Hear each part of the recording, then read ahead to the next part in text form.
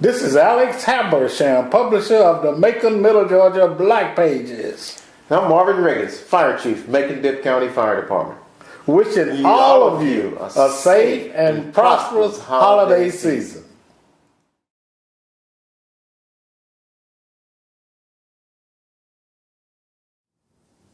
You know, all of my shows are not the same. And all of the individuals on my show, are different people. But every now and then, I'm more than a little humble and pleased to be able to bring to you a show that's not only important information about the individual that I'm interviewing, but also it's very, very crucial and important to the entire community. Thus, this show. This is a call to action. A call to action. I'm your host, Alex Habersham, interviewing Chief Marvin Riggins. How you doing, sir? I'm very well, thank you. Yeah, I'm so, first of all, I'm proud of you. So tell us about that award you got. I know about it. I saw it in the news. Well, this year, of course, Georgia has more than 600 fire departments within the state of Georgia. And on an annual basis, the Fire Chiefs Association awards a department, a fire chief, as the Fire Chief of the Year. And we're very fortunate enough this year to be selected as the Georgia's Fire Chief of the Year. Oh, outstanding. Congratulations on that. Thank you. A lot of people don't understand the real role of a fire department. Too many people, I think, in too many instances, take it for granted, think that it's a soft job and they just go and stay in the, in their room and slide down the pole, up and down the pole for fun. But, being the fire department in a community encompasses a lot of responsibility. Talk about what y'all do. Well, the fire department it's an all hazards type of organization in the sense that what we do is that we do a lot more than just fight fires. That's for certain. We are a mitigator of all the hazardous material calls within Macon and Dip County, and also we'll talk more about that. We have a 23 county responsibility that we have as for our Tier 1 hazardous material team. We also are responsible. Now, when you say hazardous material team, so if in fact a train car turns over with hazardous chemicals in it, then your department is one of the entities. We are the lead entity for that, to try and mitigate that and contain that emergency before we can call in a cleanup crew for that. So our hazardous material team is what's known as a Tier 1 team, which is very own up there. It is very, very well respected, and in a high, its abilities is at a pretty high level. In fact, we have more than 50 hazardous material technicians, which is the highest level trained individuals for us dealing with hazardous emergencies. So we're very, very proud of that, and they work very, very hard. This is over and beyond being the firefighter status. Right. And so we're very, very happy about that and responsive to our community. Okay, we're going to talk about other responsibilities in just a minute. This is a call to action. A call to action. I'm your host, Alex Habersham. We'll be right back. Hello and happy holidays. This is Alex Habersham, publisher of the Macon, Middle Georgia Black Pages. I'm so happy to inform you that we are now in the process of gathering information for the 2017 Silver Anniversary Edition. As a matter of fact, if you are in business and you want to be represented, if you want the kind of exposure that the Black Pages can offer you, then we are offering a 15% December holiday special discount for your ad so you can gain exposure, not only from the Black Pages, but through our digital marketing services. So give us a call, 50% off the regular price of advertising for the Black Pages and our digital marketing. Call us at 478-464-0074. Happy holidays to you. We're Alex Habersham here, your host for a call to action, interviewing Chief Marvin Riggins, the Fire Chief of the Year, for the state. Congratulations again. Thank you, sir. And we were talking about hazardous materials and the qualifications of those individuals in your department who respond to those kinds of situations. Like we said, we have a level 1 hazardous material response team, and what that basically means is that the personnel that we have trained through that is more than 50 of our members are at the level of a hazardous material technician.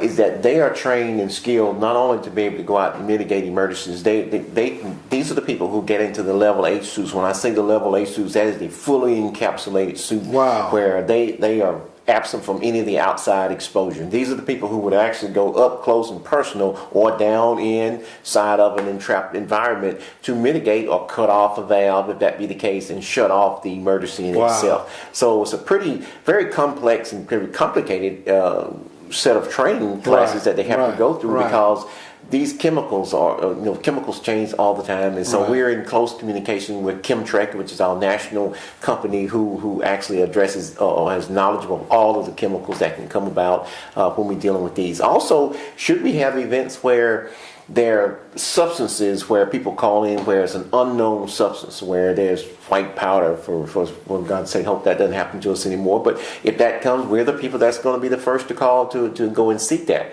And technology has helped us greatly in that event, because now we have the technology, can we send the trained personnel, but we have the technology that has the ability to go and sample that chemical and actually read that chemical on site and give us a better feed as to what we're dealing with as far as these chemical compounds are. So pretty integral. I know at one point, there were instances of people mailing, different chemicals and powders and things of that nature designed to harm people. So you all deal with that? We're the ones who actually go in and actually remove that, retrieve those packages, and identify what is actually inside of that envelope or box or whatever the materials might be. So we're that first crowd that's going to be there. So once that scene's been made safe, we're the people that's going to make it safe, and we go in and retrieve that and go in and establish what it is exactly we're dealing with from a hazardous material perspective. For a long time I didn't understand the meaning of the role of firefighters as it relates to being first responders. I often wondered, when I see a wreck, I see a fire truck going to handle the wreck. Well, talk about your first responding responsibilities. Well, one of the skill sets that a firefighter has to have is that all of the firefighters has to be emergency medical technicians. I just learned that recently. Right. They have to be. So they're all EMTs. They're all EMTs on board of the fire apparatus when it comes. But when they get there, we are strategically located so that we can provide the most efficient and effective means of mitigating fire for our primary focus. But secondly, wherever there are wrecks and emergencies that's going to occur, if there are incidents or accidents that occur, it typically involves some hazardous material that's going to go along with that. So not only are we going to be able to take care of the victim, we're also going to be able to mitigate the hazardous compound that's there. Also, wrecks create a very unstable environment for the vehicle, because the vehicle now is not in its normal or natural state. So we have to be able to stabilize that. So our people are very highly trained in extrication capabilities, and on board all of our fire apparatuses. Yeah, you gotta define that for us, Chief. Extrication. When we think in terms of because when the vehicle's engaged in an accident, now it becomes dismantled. It becomes crumbled. So now we have to be able to remove that in a sense that so that it doesn't impound the victim or hurt the victim further, plus provide a way to get them out. Because once you crunch a car, now the doors don't open normally, the windows won't open normally, so we have to create an exit point, a safe exit point for the victims to be able to, we can exit them out, also put our people in. Yes, sir. So at the same time we're putting people in it to help get those people out of it. Yeah.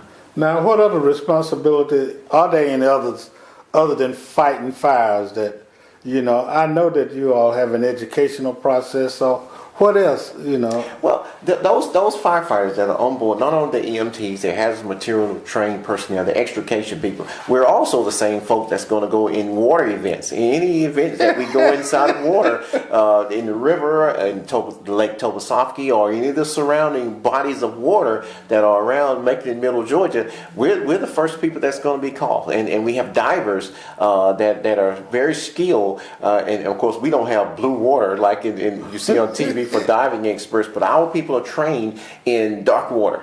and in the sense that we can probably see a foot below the surface, but that's about it. And so they're trained to go in and retrieve people or rescue people, hopefully, from entrapped situations from Lake Okmulgee, the Okmulgee River, Lake Tobosoffke, or any other bodies of water that is around us. And so they're very competent at that and very skillful at that. So when you see a fire truck roll up, not only does it provide you with a Class 1 firefighter, it provides you with a person that has a lot more skill sets that they're bringing to the table. I'll tell you one thing.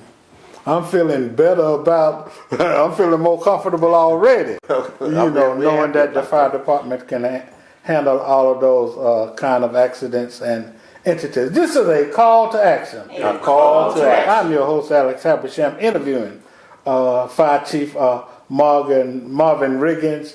And we're going to take a break, and we're going to be right back and talk about putting out fires and preventing fires. We'll be right back. Hello and happy holidays. This is Alex Habersham, publisher of the Macon, Middle Georgia Black Pages. I'm so happy to inform you that we are now in the process of gathering information for the 2017 Silver Anniversary Edition. As a matter of fact, if you are in business and you want to be represented, if you want the kind of exposure that the Black Pages can offer you, then we are offering a 15% December holiday special discount for your ad, so you can gain exposure, not only from the Black Pages, but through our digital marketing services. So give us a call, 50% off the regular price of advertising for the Black Pages and our digital marketing. Call us at 478-464-0074. Happy holidays to you. We're back. I'm your host, Alex Habersham, again, talking to Chief Marvin Riggins, who is really providing some very, very important and significant and educational information as it relates to the role and the function of the fire department, Maconville Fire Department. And I'm really, really grateful and thankful that I'm able to learn more about what the department does, and I'm really grateful and thankful for the opportunity to have you on the show to disseminate this information to the public, because you're dealing with water hazards, chemical hazards, wreck hazards, and sometimes, too often, when the word firefighter or fire department is mentioned, then too often, too many people, don't realize all of the things in which your department is involved. So my hat's off to you for all that you do. And before we talk about fires, let's talk about something else that individuals ought to be educated on, because it's Christmas time. That's right. And let's talk about, how sometimes that season with, lighting and electricity and sockets and things of that nature can be hazardous if we are not careful. Right. During this season, we ask especially that the citizens, I know that we love to decorate our homes and we love to put as many lights as we possibly can, but we ask that you really think cautiously about how many plugs you put into an outlet or a light strip, if you will. And we ask that, first off, one of the first things you do is make sure that the extension cord that you use is UL approved. If it's brown, you probably shouldn't be using it for that. You probably shouldn't be using it for that. So so you want to now, make what sure. you're saying, I've seen, my mama used to do it, to take this brown cord and hook it to that brown cord, and then stick that another brown cord in it, and extend. It's really not designed to handle that much type of. What should one do? They should go into one of the convenience stores, or when I say those stores, the big box stores that sells those types of strips that are UL approved. Look on the label. If it's UL approved and has 6 sockets on, then it's UL approved to handle that type of output that's going to it. And they're usually not brown, are they? And they're usually not brown. They're usually not brown. They're usually not. And so when you plug those in, and that one should go to one outlet, and that should be all on that outlet, because you're really maximizing the capacities of that wall outlet at that point in time. And you want to make sure that you if it's a live tree, you want to make sure it's well watered, that you don't let it dry out, because if it dries out, now you're heating up basically an element of content that will burn. It's a tree, and if it heats up enough, it dries out enough, it is subject to burn. And so unfortunately we have homes that have that inside of them, that they allow the trees to dry out, and they will ignite and catch fire. So that can be very, very dangerous. So please keep them moistened very, very well during the holiday season. Well, December is winter time, and as you were thinking, as you were talking, I was thinking about, so you got kind of like a dual situation, because it's cold and it's Christmas time. It is. And so you got the possibility of electronic fires, and then you also got the possibility of house fires. So talk about prevent that, but also talk about, heaters and heating. Yes. Because I know oftentimes, when it's cold, people use by any means necessary. Absolutely. To get warm. So talk about that. We do see a lot of that, unfortunately. And we're just now beginning to get into this year, the cold part of this cold snap of the season. And we see space heaters. And of course, again, when you're ready to purchase a space heater, they're allowable, they're legal, and they're a good source of heat. But please make sure you look on the back of it to make sure it too has been UL rated. That means it usually has a tip factor on it. That means if it tilts over, someone bumps into it, if it tilts over, it should shut itself off. And when it's, don't have it close, at least about 30 inches from something that is flammable. So if you can put it out in the middle of just airspace, that's the better place for it. But you don't want it up in corners where it's close to the curtains or anything of fabric, or even your clothing standing too close to it, because they're subject to catch your clothing on fire, and then you have another situation on your hands. So you have to be very, very cautious and careful with the space heaters in your homes. Well, do they make gas heaters that cut off when they tilt? Not the gas heaters. This is only electric heaters that have that abilities on them. The gas heaters aren't built with the tilt factor. You really don't. Do you recommend using gas space heaters? We really don't. We really don't recommend that. That's used like a campsite setting, something in the outside area when you're using those kerosene types or for a butane type of heat sources for that. But in the home, typically it's an electrical space heater. But aren't there a lot of people who still have those gas space heaters with the flame on their walls? They really do. There are a lot of space heaters that are plumbed in. Now that's plumbed in. That means they've been attached to the copper hose that goes along with it. So these are more designed to be a fixed set. So they are set usually in a place and has a source of gas like supply in a fireplace. In a fireplace. Yes. Yeah. Yes. But aren't there still some space heaters where people just take them and the gas heaters, and they hook up to the gas line, and then the radiation, there are radiation type heaters out there for as far as the heat source is concerned. There's also the gas space heaters that's still out there in some of the older homes, and they're very viable, and those are good. You just have to be very careful. Make sure you clean them, because typically they've been off now for 6 or 8 months plus. So make sure you go in and blow them out and have them clean. If trained person, if you can have that done, that would be better, and have them to check it out, and then assess it and make sure the gas is flowing properly. Make sure your hose lines that's feeding the gas supply has no cracks in it, or has no holes in it that you're leaking gas into your home. I know recently we've had some fires which have resulted in, unfortunately, in people dying, and I think it's important for the community to be educated about, really being careful in preventing these fires. So talk a little bit about that, and, without identifying anybody, talk about if it, I'm sure it has been detected, the sources of these fires, if you can. Because it's kind of amazing, when a fire happens, you can tell in most instances, how and why it happened, correct? Absolutely. It's very unfortunate that in our community, Macon and Bibb County, this calendar year, we've had 7 fire fatalities. How many? 7. Wow. 7 to this date. We've had 7 fire fatalities. It's very sad. And all of, and the trend, the common thread to all of them is that none of them had a working smoke detector in their home. Not one. Not one of those 7. So it's very, very unfortunate to see that happen because, you know, fires can start from so many different reasons. They're not only the heating sources can start from cooking. We see a lot of cooking issues that fires start in the kitchen area and it just blossoms through the house really, really fast. It can start from electrical overload or it can start from cigarettes. We still have fires with cigarettes in the home and people try and put the fires out and they get trapped inside their own home. So it's a very, very sad situation that we have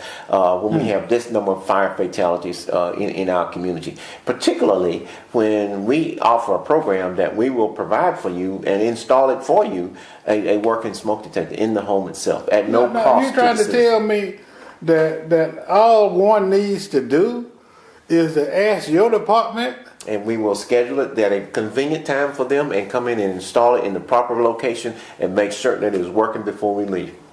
Yeah, so I guess your suggestion to everybody is to make sure that we all have working. Now, what you mean working?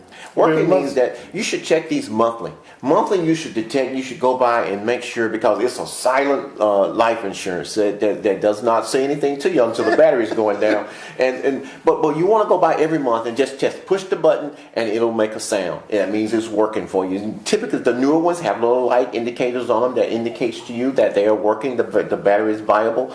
And what we encourage everyone to make sure that not only do you have a working smoke detector, that you have enough working smoke detector. That's another thing. You have enough that everybody can hear. And in order to know that everyone can hear, you should have an EDITH. We call it an EDITH, which is an exit drill in the home. And meaning that you should practice with your family at a very inconvenient time. And I say that seriously, like at a very inconvenient time for them, because this is typically the time in which these emergencies will occur. And to make sure that they hear it, and they understand what they're hearing and what to do about it now that I'm hearing it. And that you need to have a meeting place on the outside of your home, a safe meeting place, so that everybody knows that everybody's in place and everybody's accounted for. And once you're out, please never go back in. Never go back in the home once you're safely outside the home. Call us. We're going to go in and mitigate the emergency. But we really need for people to really take it seriously, because we hope that the incidence of fire in your home never happens. That's really what we want to have happen. But the preventive measures needs to be in place so that this does not happen. Never leave cooking unattended. Never leave space heaters unattended. As beautiful as they are, when you leave home, turn your Christmas lights off. So you should never leave those types of dryers. We really advocate that you really don't leave home and your dryer's running. Oh, really? Your clothes dry. We really don't like you to leave. There's nothing to say that your dryer is unsafe. It's just it is emitting an enormous amount of heat and is drawing an enormous amount of power to make it run. So if you can just feel safer, just turn the dryer off or wait until it finishes its cycles before you actually leave the home. So we actually, if you do those kinds of things, you will reduce your incidence of a fire emergency significantly. How about fire education? Do you have individuals on your team who can go out and address groups and individuals or organizations about fire safety? We do. We have a very, very good and effective fire safety educator. Educator Webb, Jeremy Webb, is our new fire safety educator, who is very energetic and excitable about and passionate about what he does as far as educating the community. So our fire educator lead person himself is Jeremy Webb. We're very excited about him. But if Jeremy's schedule won't allow for it, then we have 21 firehouses that will come and visit your location. We'll be a part of your program. Chief Thomas and her our Fire Prevention Bureau, we have speakers. All of the inspectors are also educators, and who's led by one of our renowned one of our educators is Chief Brenda Thomas, who's a very profound and very proficient educator in her own right to lead that charge. So we do have people that will come to any of your events, any of your locations, your groups, churches, associations. Will be more than happy to come and be a part of your program. Do they still have fire marshals? We do. We Now, have what the junior fire marshal in the schools. Fire Educator Webb is in charge of that. So we do. We have the junior fire marshals in the school. And in fact, I'm going to this week to have lunch with some of our fire marshals this week in the school before they get out for Christmas. Now, what's the role of the junior fire? What do they do? Well, in the schools, what we want them to do in the elementary schools, we want to try and make sure all the kids are in a line. They get out safe. They understand proper procedures as far as being able to get out in the event of a fire emergency. They want to help the educator to educate their own members in the event of a fire emergency. So we try and start young. That's outstanding. What about, I noticed that at events, you can't really have an event with a lot of people, so there must be a connection between the number of people in a building and, being safe from a fire perspective. Is that correct? Well, when the building code, we too are attached to the building plans. When buildings are built, it's designed to, the number of exits is relevant to the number of people that's going to be in the building. So you have to have, when you construct a building, it has to be able to exit that number of people safely in the event of a fire emergency. So it also plays into when you have concerts or large gatherings Absolutely. of people. That's why you have to make sure you have fire marshals there as well, so that they can help you to mitigate that in the event of an emergency. And get people Safely out of the building. out. Absolutely. Oh, outstanding. Well, talk very quickly. Tell us how, the procedure to use just in case somebody wants to talk to a fire marshal or get somebody to come and talk to their organization. How should that be handled? If they would just simply call our office at 478-751-9180 or 751-2700, and we will be more than happy to take their information, get a time down, schedule it with our Speakers Bureau, and we'll have someone there. Let's repeat how you can get a smoke detector. A smoke detector is a very easy procedure. Just simply call 478-751-9180 between the hours of 8:30 and 5:30 Monday through Friday, or on weekends you can call the listed numbers in the phone book, which are 731-8415 or 256-0309, which is also published.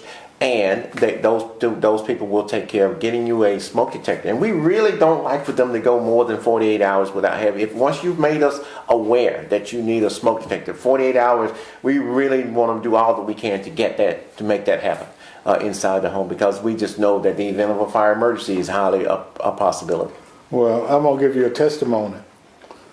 They took care of my house. There you go. There you go. Very, very quickly. This is a call to action. Call to action. I'm your host, Alex Habersham, having interviewed Chief Marvin Riggins of the Macon Bibb County Fire Department. Thank you for having us, sir. Thank you very great much. information. I really appreciate it. Thank you, sir. Yes, Thank sir. you very, very much.